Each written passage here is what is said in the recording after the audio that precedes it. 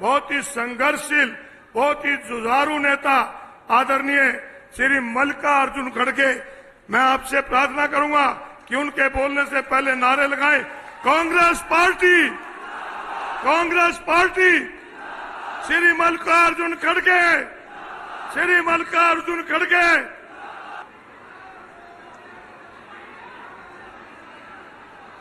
जरा शांति से बैठिए। मैं 10-15 मिनट में अपनी तकरीर को खत्म करूंगा, तो कोई आप शांति से सुनिए, मैं आपसे निवेदन करता हूं।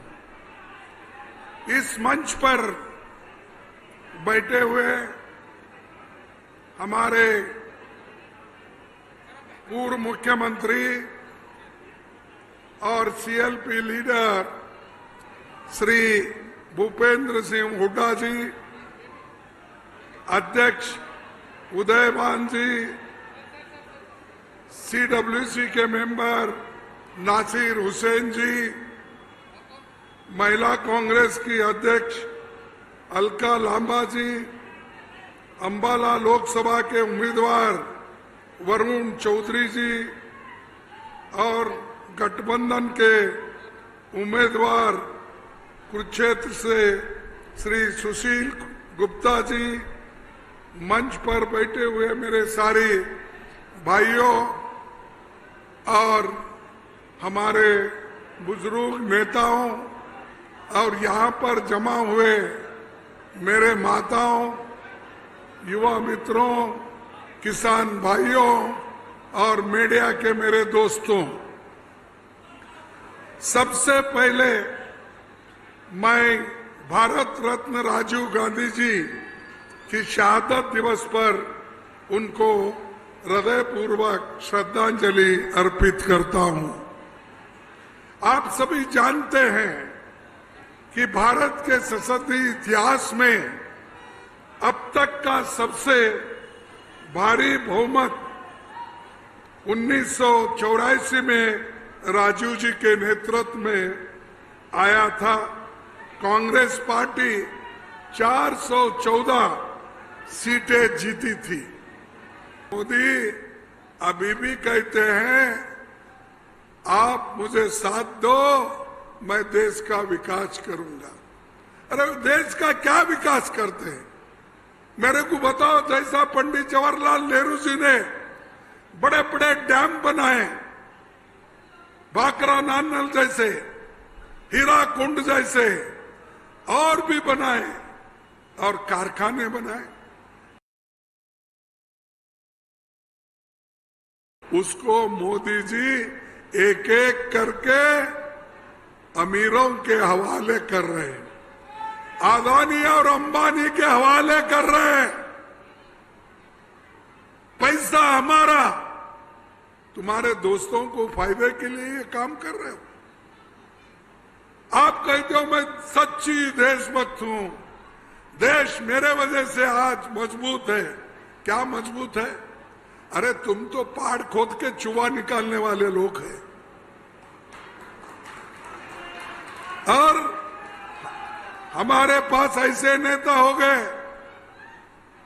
इंदिरा गांधी जी पाकिस्तान के 2 टुकड़े करके बांग्लादेश को आजाद करके आज एक सेपरेट नेशन राष्ट्र बना के दिए।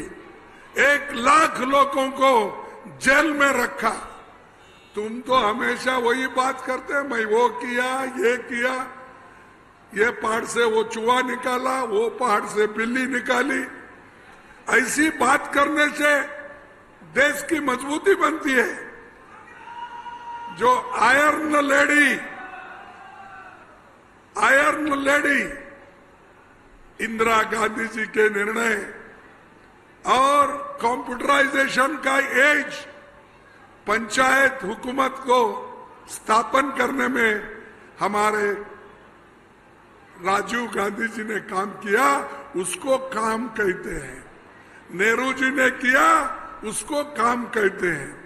तुम तो सिर्फ भैंसों का की गिनती करते हो। मैं गया था अहमदाबाद, वो बोल रहे थे, एक तकरीर उनकी भी चल रही थी, ऐसा मेरा भी एक जगह तकरीर चल रहा था। भाइयों और बहनों, गुजरातियों, आप होशियार रहो। अगर कांग्रेस हुकूमत में आएगी तो आपकी सब संपत्ति छीन लेंगी और आपका घर का एक्सरे करके मंगलसूत्र कहाँ है और जो भी चीजें तुम्हारे घर में, सोना कहाँ है, चांदी कहाँ है, ये सब बाहर निकाल के वो दूसरों को देंगे। अगर तुम्हारे पास 2 एकड़ जमीन है, 1 एकड़ जमीन उन्होंने दूसरों को देंगे। आपके पास अगर 2 भैंस है, 1 भैंस वो मुसलमानों को देंगे।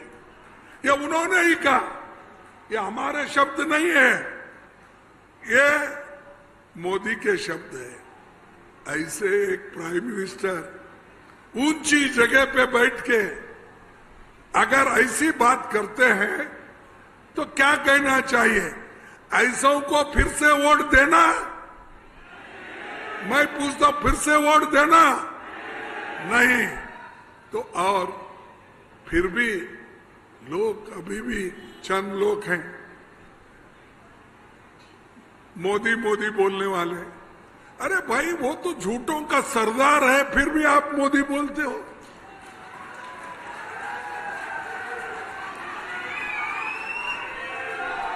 मैं किसी को गालियां देना नहीं चाहता।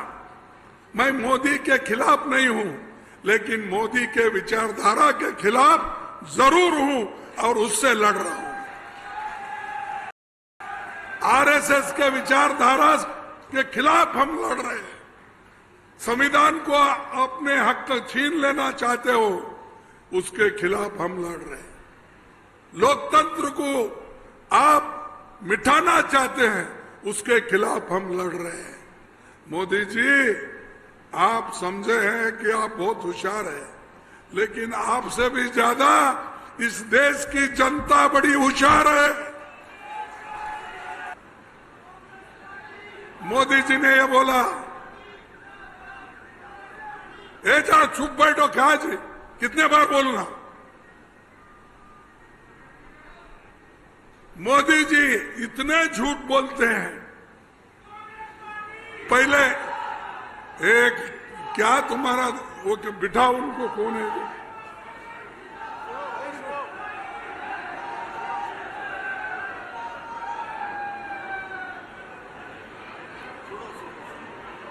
मोदी जी इतना झूठ बोलते हैं। पहले इलेक्शन में उन्होंने कहा, क्या कहा? कांग्रेस वाले बहुत धन कमाए हैं और बड़े बड़े अमीर लोग भी काला धन रख के वो बाहर स्विस बैंक में रखे हैं। ये उन्होंने शुरू के इलेक्शन में बोला और वो पैसा लाके मैं हर परिवार को 15-15 लाख दूंगा, हर एक के जॉब में 15-15 लाख डालूंगा। ये बोले या नहीं बोले? तो मिला आपको? अरे ऐसा कैसा होता भाई, आप झूठ बोल रहे हैं। प्राइम मिनिस्टर झूठ बोलता है, मोदी झूठ बोलता है, झूठ बोला, ठीक है भाई, एक झूठ माफ कर दो। दूसरा बोला 15-16 में उन्होंने, मैं हमारे नौजवानों को, युवकों को 2-2 करोड़ नौकरियां हर साल दूंगा और 10 साल में 20 करोड़ नौकरियां देनी थी, दिया उन्होंने? वो भी नहीं दिया। यह कैसा हो सकता भाई? प्राइम मिनिस्टर 10 साल से है, ऐसा झूठ बोल सकते हो? मुझे समझ में नहीं आ रहा, क्योंकि अगर हम अपोजिशन वाले हैं, बोलते हैं तो लोग बोलते हैं ये क्या है, मोदी के खिलाफ बोल रहे हैं। पाप, मोदी बहुत अच्छा काम करता है। तो ये नौकरी भी नहीं मिली। तीसरी बात जो हमारे हुड्डा साहब ने जिक्र किया और बहुत से हमारे साथियों ने जिक्र किया, क्या किया था? उन्होंने कहा मैं किसानों के लिए उनकी आमदनी डबल करके दूंगा। आपकी आमदनी डबल हो गई, किसानों को भी नहीं दिया। ये क्या है भाई, किसी को भी नहीं दिया, 15 लाख नहीं दिया, 2 करोड़ नौकरी युवाओं को नहीं दिया, किसानों को भी नहीं दिया। फिर ये झूठा है क्या अच्छा आदमी है?